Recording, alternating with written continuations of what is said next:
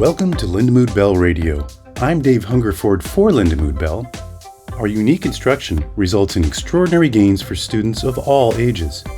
If you or someone you know is struggling, reach out about the first step, a learning ability evaluation. We identify strengths and weaknesses in learning and offer specific instruction to change those weaknesses into strengths. Get started at lindamoodbell.com. My name is Shannon, and I have two kids that are a year apart, and they are inseparable best friends and very different personalities. And we travel a lot. We live up in the mountains, so they have a very active adventure sort of lifestyle. They've been to many different countries. They're very exposed. Obviously, we have a huge fleet of animals here, and they're active in all the different sort of mountain sports, paddleboarding and skiing. And yeah, that's kind of my husband owns a local nose to tail butcher shop. And I'm an event planner, and we're very active in the community here as well. It's a small community, a small town, and yeah, it's very sweet. Yeah, tell me about their academic experience. What has that been like? So they're only, of course, one grade apart. And the type of school that we go to is a very kind of art-based style of education. And there's not they give the kids a lot of time to learn to read. They believe in really taking it slowly so that when it does stick, it sticks for life, and that it's not something pushed on them. And thereby, which is how that compiled with COVID, is how we suddenly realized they had gotten very far behind because they weren't going to school and they were already allowed a big run up for reading. What grades are they in? No? They just started 5th and 4th yesterday. And so there are schools like when I was in DC, I think there's one there. They're all over the country. Right? Oh yeah, they're international. Yeah, they were actually started in Germany. Do they have kind of like similar to a Montessori in the early grades of a child-based learning system where it's like at your own pace? Yes. Yes, I'd say it's a little bit. I think Montessori is actually more structured. Waldorf produces really good results. It's a very honored education system, and it's been around for a long time, over 100 years. But it is unusual. To get into it, but basically, like, they have you identify learning letters with pictures and colors, and you draw them. So the idea is it imprints into your brain. And then when your brain has officially left and right sealed, then that should seal in, and supposedly it creates really lifelong learners. So it's an unusual theory. It's certainly, some people disagree with it. It's a little controversial, but it produces the most valedictorians of any other school system. and people who do it love it. It's definitely, produces a lot of very creative people. And you said the letters they show them pictures. What are the pictures of? Like of a word that, like potato for pea, something like that? Well, they'll kind of like keep drawing, like B will be in blue, and they'll keep drawing it, and they make their own little, pieces of paper with lines, and then they draw the letters again and again, and then they draw words, like you said, that have those letters. They keep doing the imprinting of it in different ways. They'll skip to words that have that letter when they're working on that letter. They'll write on each other's back with that letter. So they try to approach it from a tactile standpoint, the handwriting standpoint, a color standpoint. So anyway, they try to have it ingrained for all different types of learners. And of course, some kids just pick up books and they're reading, when they're 5. But some kids have the slow ramp up, and mine had no ramp up. So the latest numbers I've been reading is it's about a third. You could lock them in a room with a book and they're going to figure it out. A third need some instruction, and then a third just needs some specialized Yeah, I mean, you can way to see figure it that out. when you watch their peers. It's like, whoo, you just watch at that certain age, you watch everybody's sort of the same. And then all of a sudden you have peers just take off and they're reading full Harry Potter in first grade. And my kids can't read a stop sign. So it's interesting to watch. And so how did you find then Lindamood-Bell? So Jody is one of my very best friends. Yeah.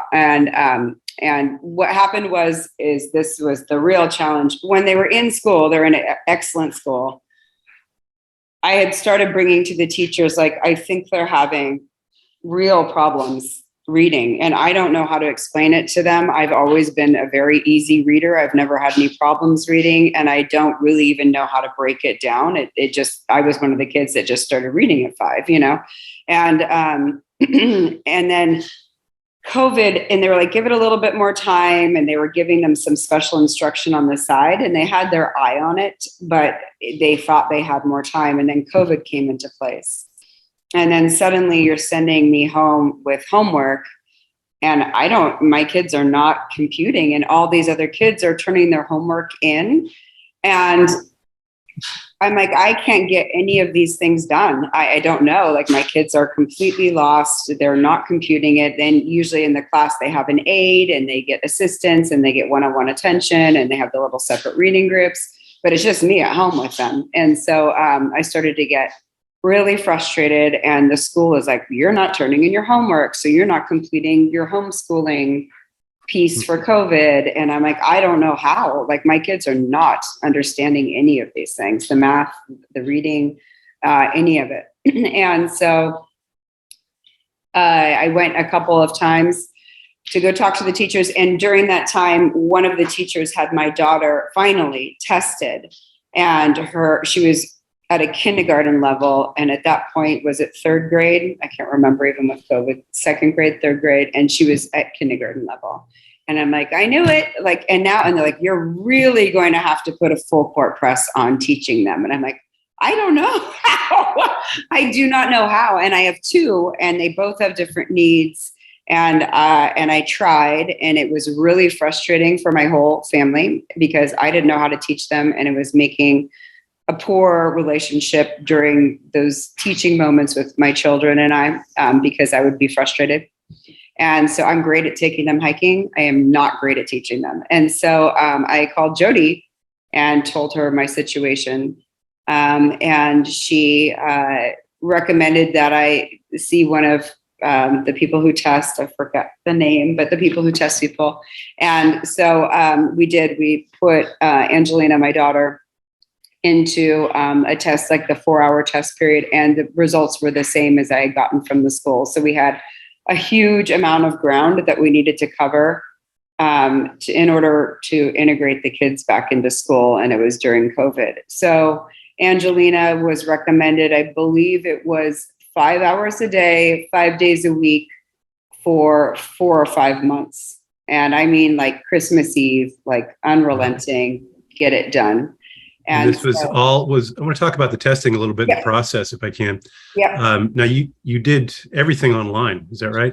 We did. She was out of the Phoenix office. So what was that? I want to compare. You did some schooling.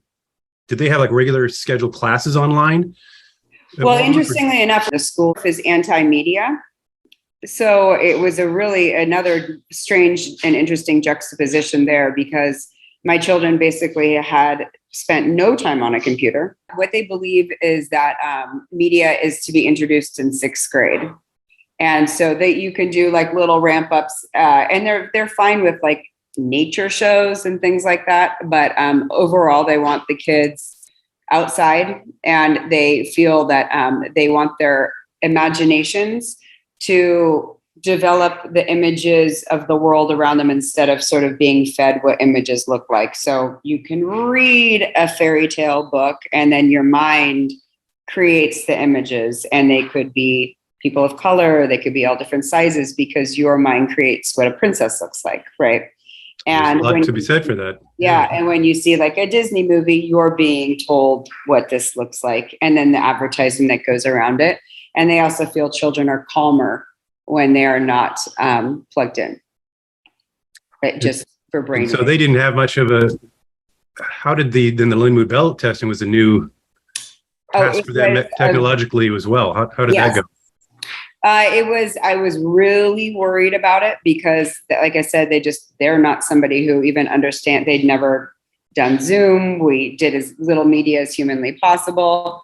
So it was surprisingly smooth. And it's really because the instructors knew how to work it. Like, they are figuring out ways to engage the child constantly. The children became attached to their teachers and would be super excited when they would get days when a certain one was on. They trusted them. The teachers knew when to take breaks, and they had creative ideas, like, because my kids would get squiggly, they would have me like tape off an area where the chair would be, and just different little funny things. Maybe like throwing balls and doing funny games and prizes, and just ways to really keep them engaged, because I had no idea how that was going to happen. I mean, there's kids that were just outside all the time, needing to really focus for that long on someone who's not in the room is a heavy lift, but they know how to do it.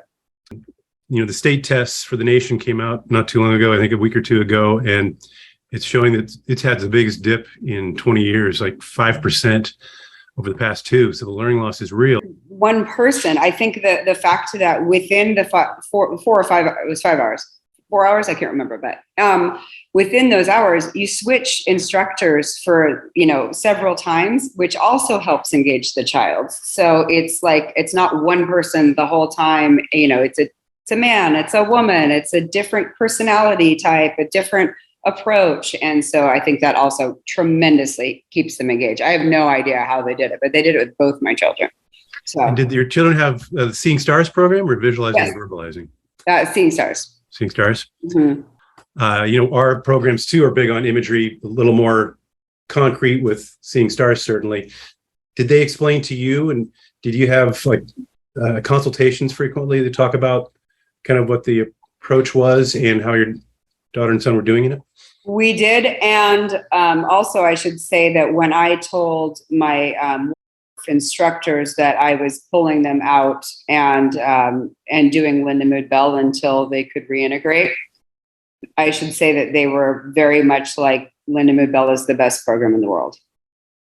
You can't do better. So there was they felt it was very much in line really with what they teach.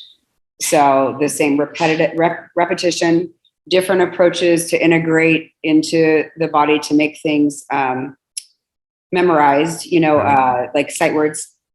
And though it's online, so it's a little bit, there's the difference so far as Waldorf, you're knitting and you're singing and there's someone in the room, but it's just another version of that, just a more updated version of that.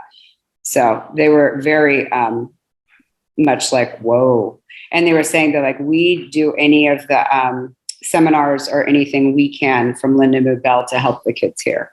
So, right. Yeah. Yeah. And yes, the consultant absolutely updated me all the time, and would also come up with ideas with me if one of my kids was my son, getting squirmy or what have you, that were supportive and creative and with a sense of humor and, not a shaming, or very understanding. Yeah. One of the things that's kind of essential to all of the programs is something that Nancy and the Lindamood-Bell people we've figured out is the responding to the response. When a student makes a mistake, mm-hmm. It's not like, hey, try it again, or are you sure about that? It's like you examine what they actually said, what their response was, and then again, try and compare it to, if you're reading a sight word that was on a card or something. I remember that. I can't remember. Now it's had like a little space and time, so I don't remember the exacts, but I used to remember. But it would be like, say if the word was nickel and they said mickle or something, they'd be like, so mickle? And they'd be like, wait, no, I think it's, so they think they told me that one of the philosophies was to have the children feel like they're making the decisions and they're empowered. Children, let alone adults, are monitoring the room and have standards, but really empowering the children to think that they can think and to be curious. And so therefore they don't feel like if they're not living up to what the adult is doing, then they are not doing well. But anyway, they were so good at that, because then the kids are like, I fixed it. I got it right. Instead of feeling like, there we go, correct it again, and feeling defeated, A lot of kids, even early on, have developed ways of kind of reading somebody that they know if they've got it wrong, and then they're just going to try and have another answer right away. Especially, I think it was more prevalent with students that had comprehension issues, which it doesn't sound like yours did. But mine didn't have comprehension, but massive decoding issues. Yeah. That's good. Were there times along the way, you said it was like 4 or 5 months, that was there like a hill you got over that was kind of like all of a sudden things started to click?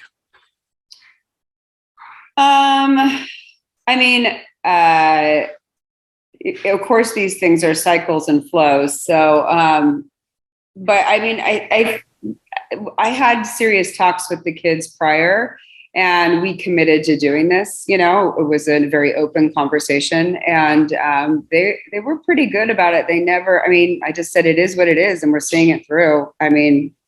This is what it looks like, and we're home with COVID, and it's a very, very sought after program, and you're very lucky to be in it. And this is what it's going to look like for now. So, they certainly loved getting off the computer and getting to play. And I made that time special. So, when you're done, we'll go paddleboarding or what have you. So, did they ever have a sense when they realized they were starting to decode better? Yes. Well, okay. Yes. So along those lines, prior, like I said, literally the world was Greek to them. And these are kids that have traveled Norway, Iceland, Spain, whatever, and they can talk a little bit to people with, basics, yes and no's, and order food, and they know how to navigate the world. And here I would be driving in our own town and be like, there's a stop sign, like, what does that say? And they're like, and they weren't even trying or connected to it. I think it became an aversion, just like, I have no idea. It looks like a different language and I'm not even going to try. And once we started Lindamood-Bell, I started telling Jody, I'm just like, it clicks and the world opens up, and then they want to try to read everything. Like, what's on the fridge? What's on the cereal box? What does that sign say? And implementing their and two consonants together will trick you, and like all that different, implementing all the little sayings that they. Two vowels go walking. The first one does the talking. Them. I don't know them, but always I was like, I don't know. I just learned how to read. I didn't ever know the rules. But then it became very much opened up for them, which was amazing, where they were eager to engage with all of the signs, the grocery shopping. All of these points in our life we don't even think about when we can read, that have been completely shut down for them. Great. Did their confidence change at all? Well, it was the tricky part about speaking to that is it was during COVID. So they're not in a classroom, and I took them offline so I could focus on Lindamood-Bell. But certainly they love it. They enjoy it. They see it almost like a game. They see it as a curiosity. They love grabbing and reading anything. When I'm working and I work at home, they love to come behind me and read my screen. So no, I think it's opened up a lot of joy for them. They go to a movie and there's some sort of wording on the bottom, or the commercials, they want to read everything. Or like I said, they wanted to read nothing before. Everything. Sit through all the credits now in the movie, huh? Yeah, that's right.